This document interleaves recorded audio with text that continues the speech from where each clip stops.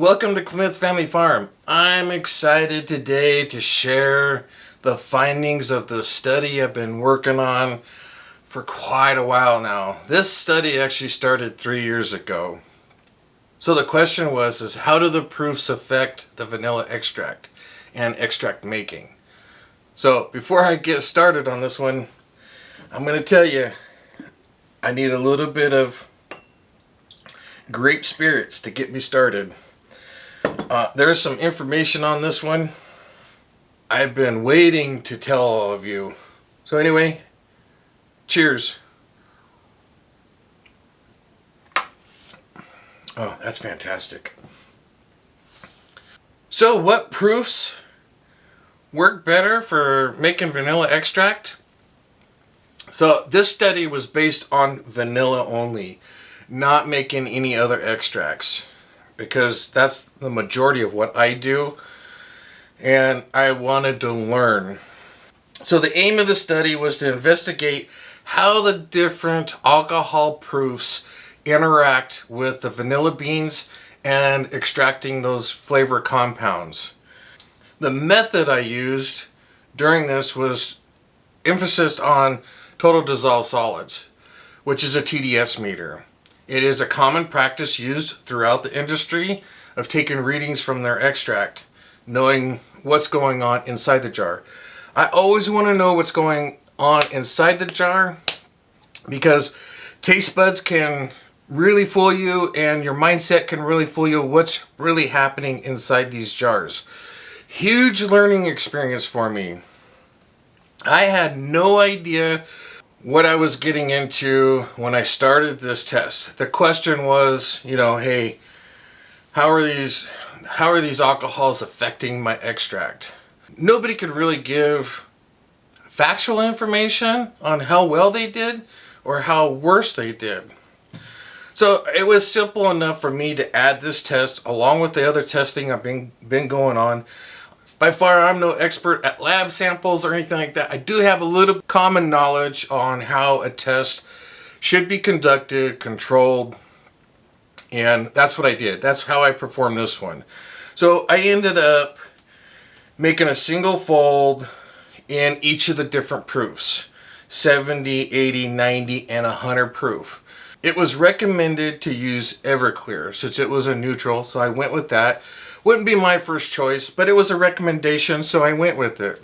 I'm gonna be completely honest with you. I know my 70 and my 100 proof are dead on as far as being mixed right with the water ratios to get the 100 proof and the 70 proof. When it came down to the 80 and the 90 proof, I was off in my formula by like a half an ounce of water. Doesn't seem like much, but when you're talking smaller quantities like this, it does make a little bit of a difference. So when I was taking my readings on these, the first few days, I realized from the reading numbers I was getting, there was a little discrepancy in these two. It really didn't matter because they still fell in line and it was only off by a little bit. So the numbers are correct and they will suffice for the testing, but the most important thing was getting the 70 proof right and the 100 proof right, and I know I was dead on those because I went back and rechecked my formulas and I was off on these two. You'll see it in the charts when I pull them up later. They are a little closer than these two, but I wanted to have full discrepancy in this so that I'm totally honest and just showing you the information that I got and the reasons why. As soon as I started taking readings, I was starting to see discrepancies. Things that I always believed. Things that I always thought were true. Things I've been taught, things that have been said, opinions that have been expressed in the years of making extract. So as I'm getting these readings in, I'm kind of baffled by what I'm seeing. So I start doing some research. Hey, what's actually going on inside these bottles? So I'm getting this data points and trying to figure out what's actually happening inside. What's the alcohol? What's the water what are the vanilla beans doing? Interesting enough, I found out that alcohol and water are actually creating a chemical reaction. So you have 80 proof vodka, right? Which is 40% ABV. So that means 60% of it's water. The molecules in the alcohol and the molecules in the water are polar. So when they come together, there's a hydrogen disruption in the bonds in the water, creating a lower freezing point in alcohol. Yeah, we already know alcohol has a lower freezing point and it's cold on hot days. It's just the properties of alcohol. So when we talk about vanilla beans, some vanilla beans range anywhere between 12%, I think up to 35%. Not quite sure on all of that, but most of the vanilla beans we get today, grade A's, are between 20 and 25%. There might be an occasion where they're a little bit higher. But anyway, that's still a percentage of water that's inside those vanilla beans. Well, when we add that percentage of water into our alcohol fluid mixture, we're creating another chemical reaction. Those polar bonds are disrupting even more hydrogen bonds in the water. So there's this reaction going on inside of our jars. This lowers the freezing point of the vanilla beans. So one of the consequences of lowering the freezing point of the vanilla beans with our alcohols, it disrupts the integrity of the texture, flavor, and aroma of the vanilla bean. So this is huge. I didn't realize how big of a deal this was. So that's the science. So there is a chemical reaction going on inside of our vanilla beans and our alcohol water mixtures. So this does play a huge factor on our extracts. I'm not going to go into everything that I learned. I'm going to try to give you the bullet points. But the biggest thing was there is a chemical reaction going on. This does play a factor when it comes to what everybody think is aging your alcohol. I know I'm going to lose some people on this one. The reality of it, this is what's happening. Hang on, I need another drink.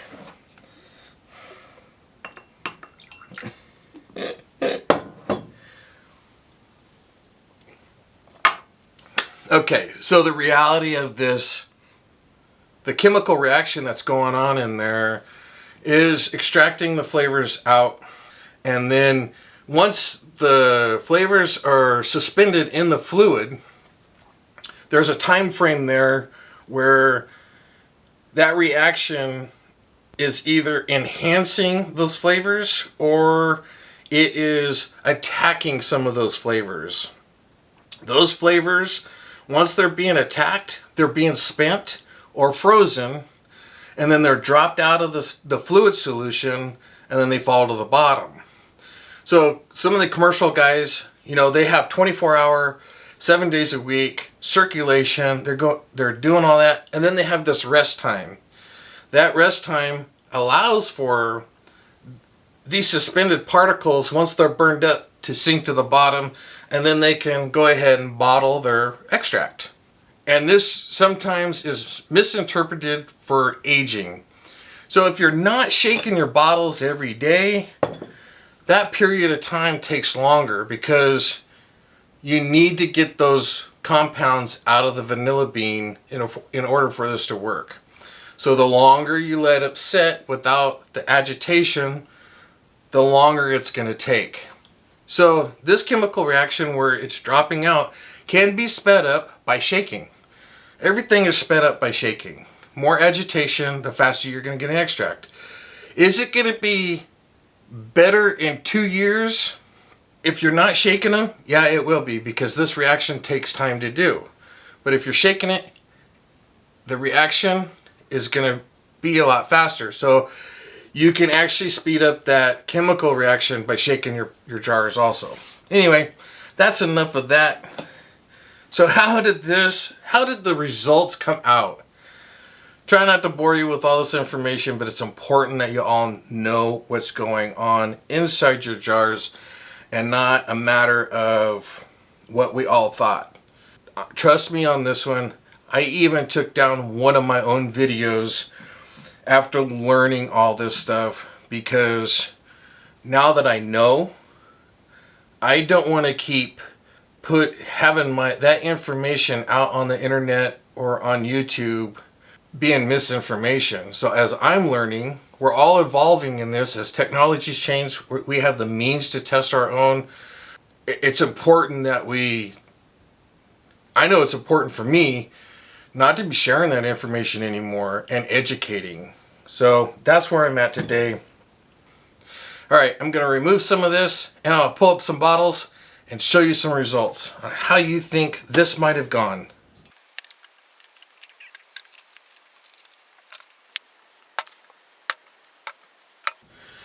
So there's the results. Yeah. I'm not going to show you the proof yet because I'm going to discuss this a little bit so you understand a little bit about what I'm seeing here.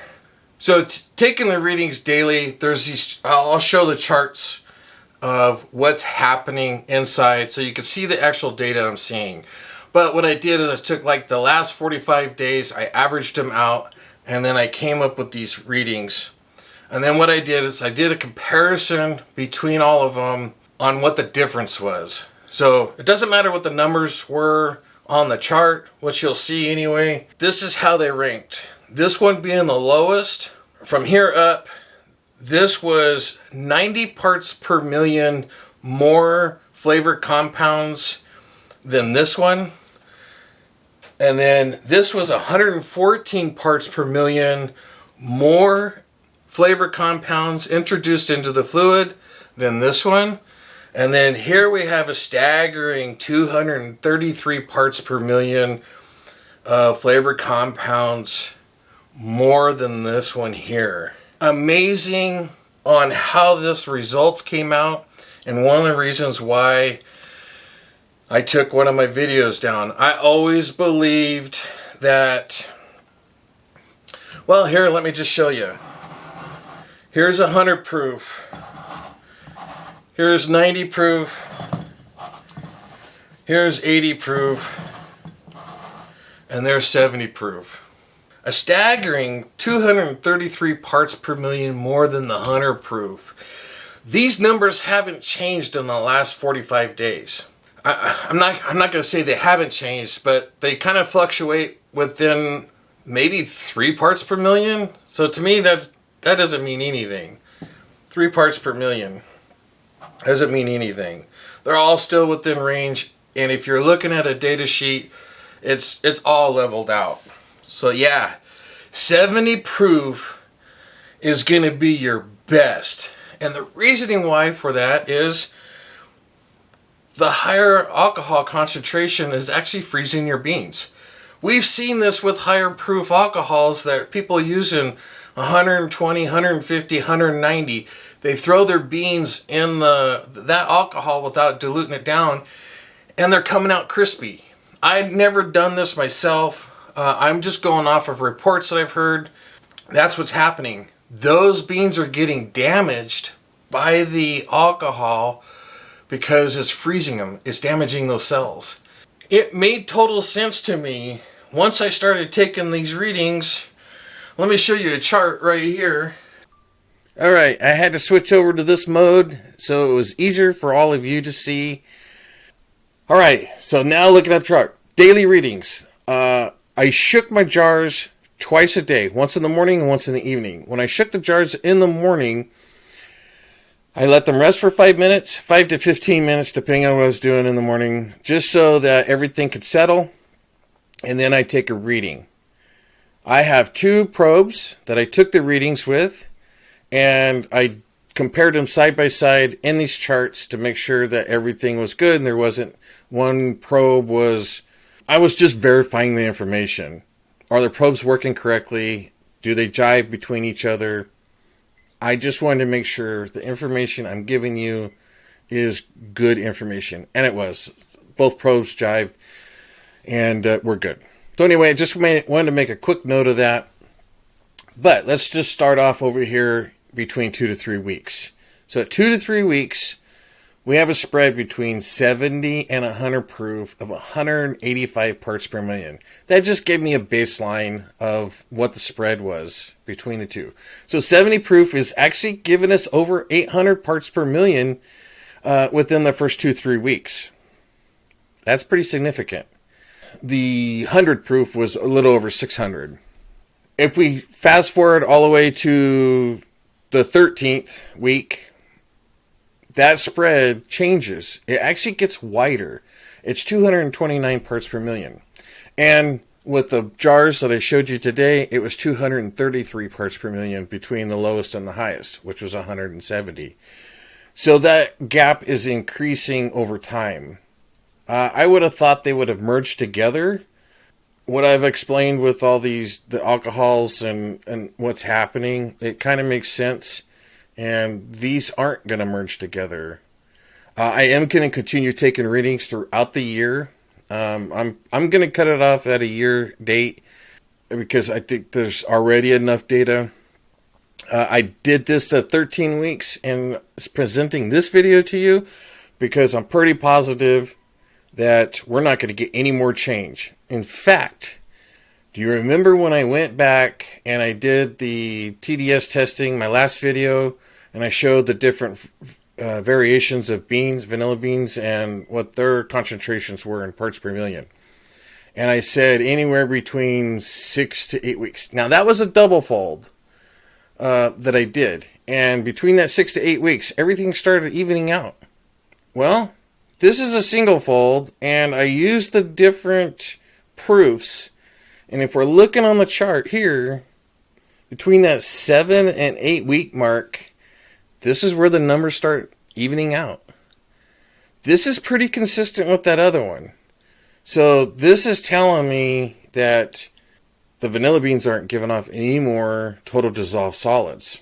So if you're doing a shaking twice a day, like I am, you're going to have pretty close to a finished vanilla extract between that 7 and 8 weeks. So this is pretty consistent with the last test I did. You can let your vanillas rest and sit for a long period of time. That's totally up to you. But this is information that's pretty interesting. So that 7 to 8 weeks, everything starts leveling off, and it really, I mean, you can see some changes there, but it's kind of same in that same range all the way through. Interesting enough, I'll show you the next slide. All right, so this is the second chart. This is an identical chart to the last one, except for I took out every 10 days just to kind of show you how the readings are, and it levels out. I recommend anybody doing TDS readings, do your readings every 7 to 10 days and not daily. Daily's okay. I recommend every 7 to 10 days. You won't drive yourself crazy, because it did drive me crazy, and I was really immersed into it. I'm used to doing daily readings anyway from my past job. As you can see here, this is a lot better flow chart. You could kind of see back over there that 7 to 8 weeks where it hits that magic mark, a little over 1,000 parts per million. So that last chart actually ends right here at 90 days, which is 13 weeks, and then here's 100 days, and then 117 days there. So I am continuing to take these readings. Here you have it. 70 proofs at the top, 100 proof at the bottom, and then you got 80, 90. And they all kind of fall in order. It's hard to, I don't know what to say. It's hard to not believe the data on what's happening.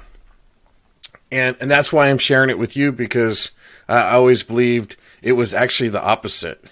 I always thought that the 100 proof would extract a lot more. I just didn't like the bite of the 100 proof or 90 proof. Sorry. I've never used 100 proof, just 90 proof. There's the second chart.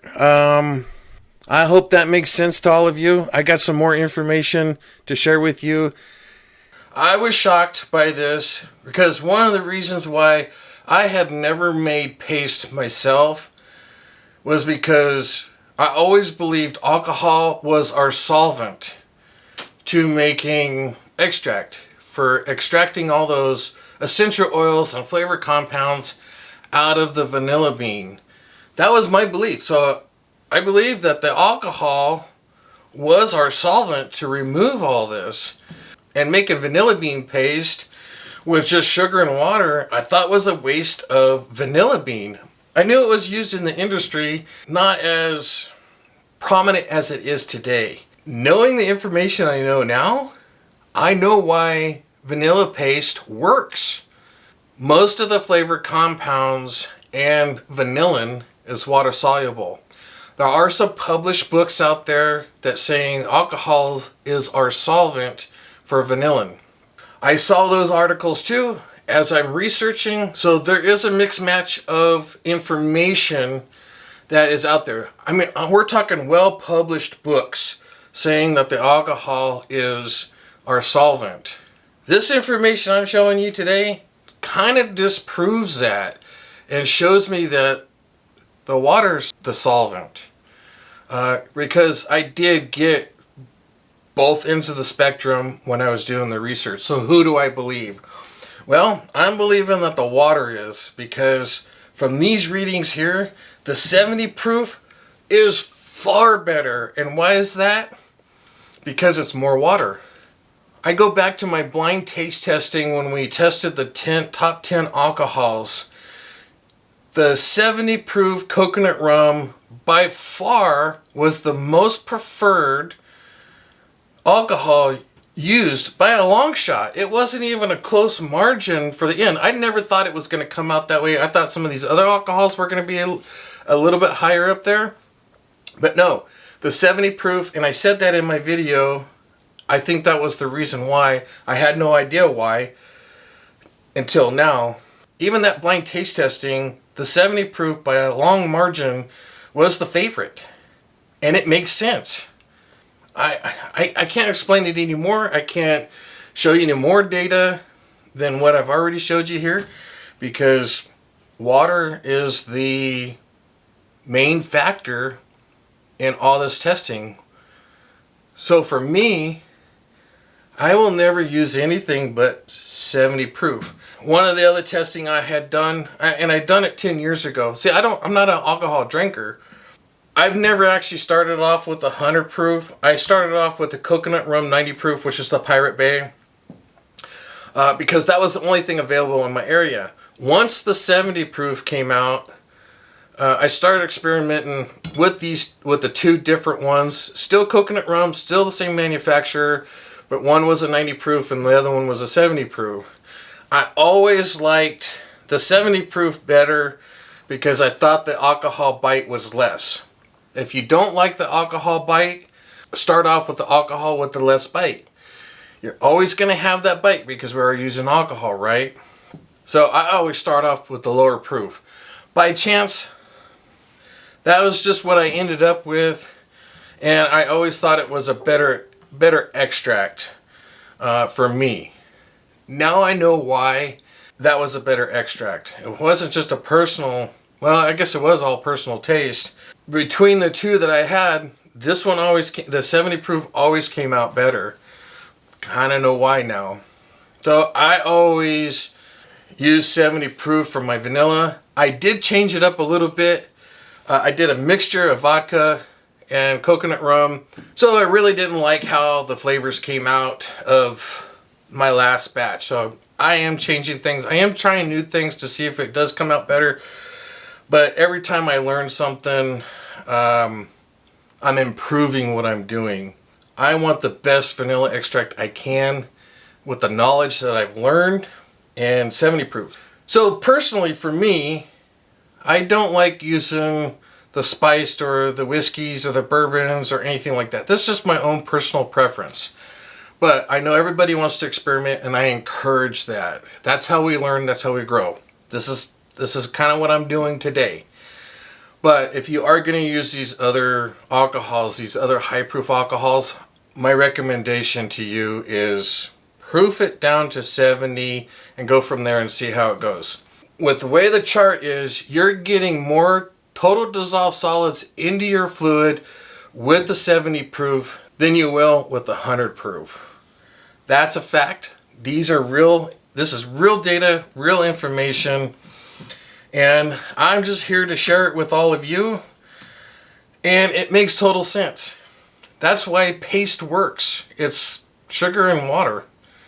I know some of you are using alcohol with it, but the main factor of it is it's sugar and water. And it does extract those flavors out. I've never made paste in my life. Am I going to start making paste now? Absolutely. Because I know those combinations are going to pull out some great flavors. And it will be a good product. Which recipe I'm going to use, I don't know yet. They're all pretty much the same with some variations, but 70 proof. That's where I'm at today. I reached out to several different people because I really wanted to be proven wrong on this. Because I was always taught that the higher proofs were better for making extract. But we also know that you go higher than 120, you're going to see visual effects on your vanilla beans. Those same effects with the higher ones where the beans get drier are still happening in each proof that you go up. They're just on a much smaller scale than you see with the higher alcohol proofs that you can see. They're still happening with your vanilla beans. It's just you can't physically see it until you actually take a TDS reading. That's part of what I learned also is even at 70 proof, the freezing effect is happening. It's just at a much lower percentage than when you jump up in the proofs. Oh, I know that's a lot of information. Some of you are not going to like it. Some of you are not going to believe it. And I'm okay with that. Just take this information and use it for making your next extract if you like. I invite anybody to prove me wrong. Because when I'm wrong, I learn something. I want to learn the best I can with the knowledge I have. So all you scientists, all you people, you want to prove me wrong? I am inviting you to do that because these tests are hard to do. They're hard to do and trying to figure out all the information about it when you don't know what you're testing for to begin with, and then you see stuff that's not normal or what you believe.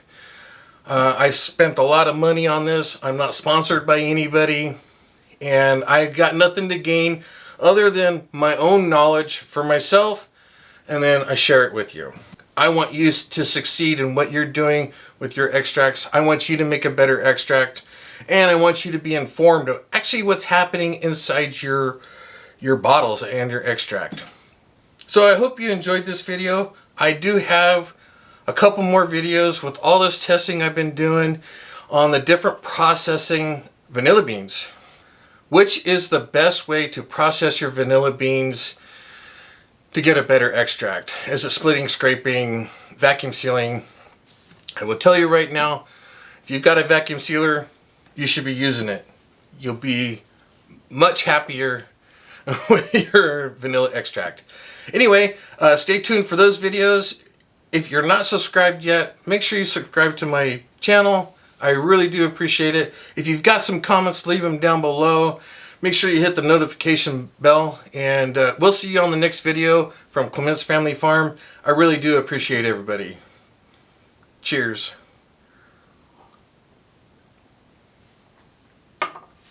That really is good. Great.